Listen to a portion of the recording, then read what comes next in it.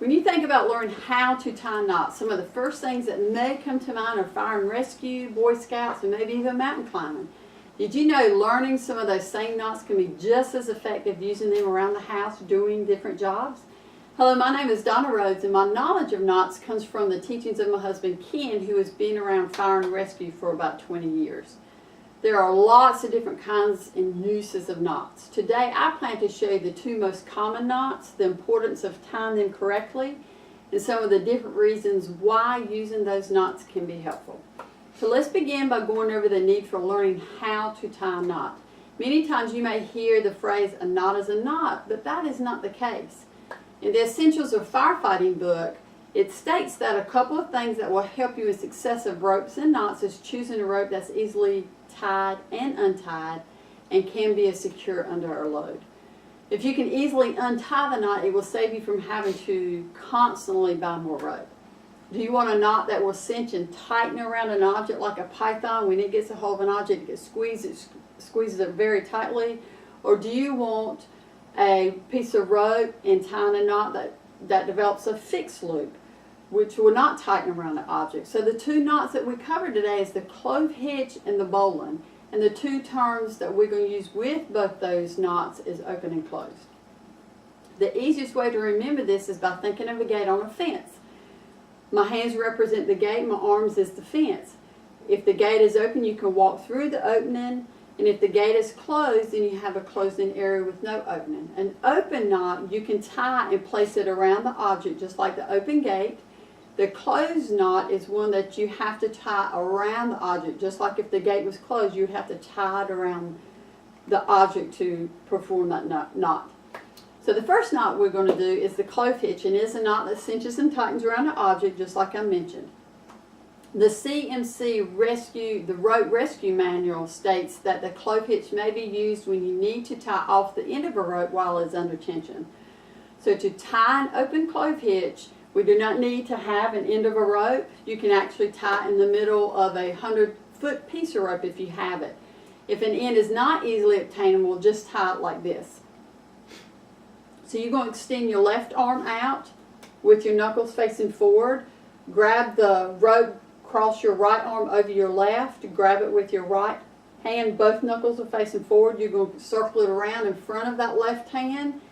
And then you're going to put that piece of rope in that left hand. That's an open clove hitch, because you can easily put it over an object and it tightens. You just pull those opposite pieces away from each other, and in the middle it forms an X. So that shows you that you're tying it correctly. To tie it is very easy to do. You just push these two pieces towards each other, and you see how easily it loosens up and comes off the object. Next, I will show you how to tie a closed clove hitch. And the way to do that is that we're going to start with the end of a rope, placing it over an object, just like that. You bring the piece back over the object again on the opposite side, which where I'm at is the left side. When you bring that end of the piece of rope back up through, you keep it on that left side, pull the two pieces of rope opposite of each other, it tightens up, and it performs that X right there in the middle. It's easy to untie. Just push those pieces of rope towards each other, and then you just loosen it up and it comes right off.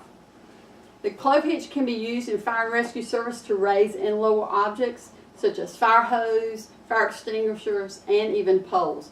Around your home, it can be used for moving heavy branches out of an area and securing maybe the end of a clothesline. So now my second demonstration is going to be a bowline.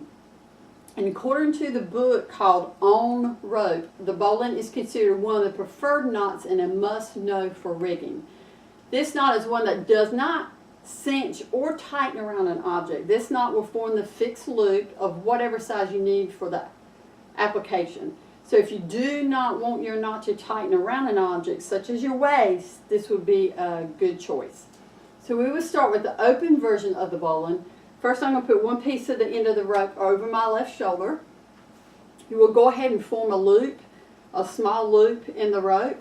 And then we have a little saying that helps you remember how to tie it. This represents a rabbit, and this is the hole that the rabbit's coming out of. The rabbit comes out of the hole. This part of the rope represents the tree, goes around the tree, back in the hole, you grab that part of the end of the rope in this and the tree part and tighten it. And as you can see, it forms that fixed loop, and you can put it right over an object and it's not tightening it at all. And to untie this, all you have to do is push these two pieces apart right here, and it easily comes untied. Now for the closed bowline, all we have to do is really form the loop first and then put it around the object. So we would form that loop, that small loop, just like I did earlier.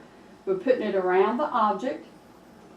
This is the rabbit. It comes out of the hole, around the tree, back in the hole, and then you tighten it. So it's the exact same loop that this is closed because it cannot be pulled off the object without untying it. So you push those two pieces to opposite of each other, and it's easily can untie it. So the bowline is used for fire and rescue to fasten rope around an anchor to rappel or to fasten wind into of a zip line. Around your home, it can be used for securing a load in a truck or pulling something out of a ditch. So the two main differences of the notch of the clove hitch and the bowline is the clove hitch tightens around an object and the bowline forms a fixed loop. So in closing, whether you're trying to complete a task in fire and rescue, Boy Scouts, or even mountain climbing, having the knowledge on how to tie a knot correctly can only benefit you with tasks you may have to do around your home or workplace. So if you're interested in learning more about ropes and knots, your local fire department would be a valuable resource. Thank you.